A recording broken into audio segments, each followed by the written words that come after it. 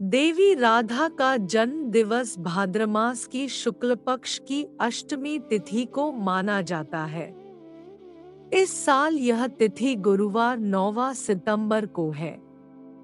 पुराणों का मत है कि देवी राधा भगवान श्री कृष्ण से 11 महीने बड़ी थी। ब्रह्मवैवर्त पुराण में देवी राधा जन्म से जुड़ी एक अद्भुत कथा का उल्लेख मिलता है। इस पुराण में बताया गया है कि देवी राधा भगवान श्री कृष्ण के साथ गोलोक में निवास करती है।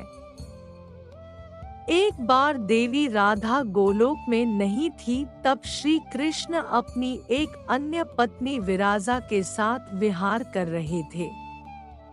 राधा को इसकी जैसे की सूचना मिली, वह गोलोक लौट आई। इन्होंने विरजा को श्री कृष्ण के संग विहार करते हुए देखा तो कृष्ण को भला बुरा कहने लगी।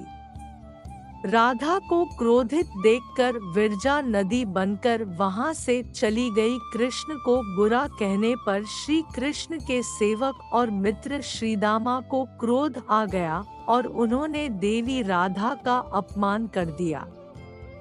इससे देवी राधा और क्रोधित हो गई। इन्होंने श्रीदामा को राक्षस कुल में जन्म लेने का शाप दे दिया। श्रीदाम ने भी आवेश में आकर देवी राधा को पृथ्वी पर मनुष्य रूप में जन्म लेने का शाप दे दिया। इस श्राप के कारण श्रीदामा शंखचूड़ नामक असुर बना।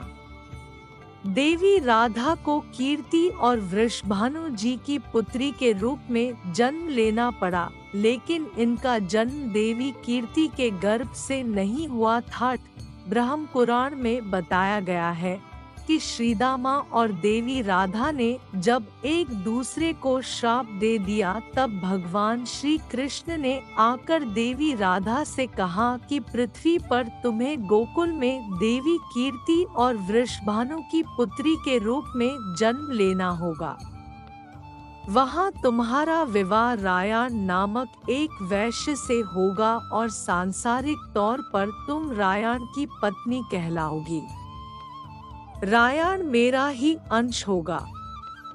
राधा रूप में तुम मेरी प्रिया बनकर रहोगी और कुछ समय तक आपका मेरा विछोह रहेगा। इस बात भगवान श्री कृष्ण ने कहा कि अब आप वृषभानु के घर में जन्म लेने की तैयारी करें। संसार की दृष्टि में राधा की माता कीर्ति गर्भवती हुई, लेकिन उनके गर्भ में राधा ने प्रवेश नहीं किया।